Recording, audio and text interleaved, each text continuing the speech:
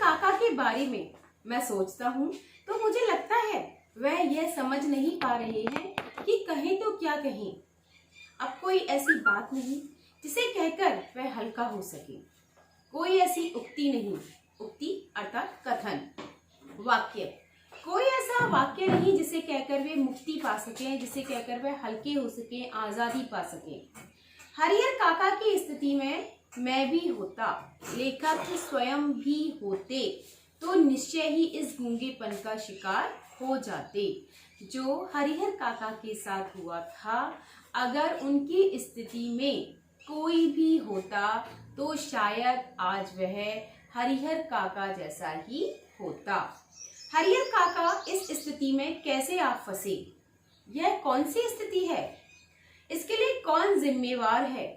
यह सब बताने से पहले अपने गांव का और खासकर अपने गांव की ठाकुर बाड़ी का संक्षिप्त यानी छोटा सा थोड़ा सा परिचय मैं आपको दे देना उचित समझता हूँ, क्योंकि उसके बिना तो यह कहानी अधूरी ही रह जाएगी। यहाँ पर लेखक मिथिलेश्वर कह रहे हैं कि मैं आपको हरिहर काका की स्थिति कैसे हुई, हरिहर काका गूंगेपन का शिकार कैसे हुए, इन सब बातों को बताने से पहले मैं अपने गांव की ठाकुर बाड़ी का छोटा सा परिचय आपको दे देना चाहता हूँ, क्योंकि इस कहानी में ठाकुर बाड़ी भी अपना महत्वपूर्ण स्थान रखती है।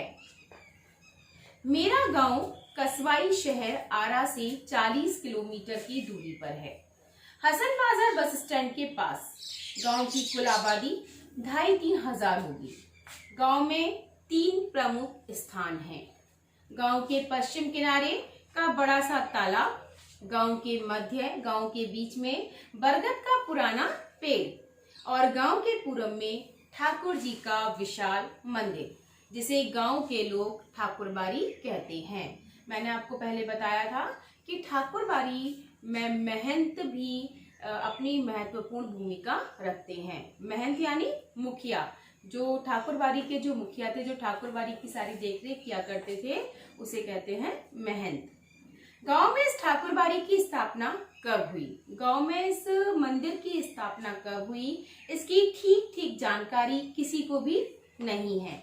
इस संबंध में गांव में जो कहानी प्रचलित है, गांव में जो कहानी प्रसिद्ध है, वह यह है कि वर्षों पहले, सालों पहले, जब यह गांव पूरी तरह बसा भी नहीं था, कहीं से एक संत आकर, कहीं से एक साधु आकर इस स्थान पर झोपड़ी बनाकर रहने लगे थे।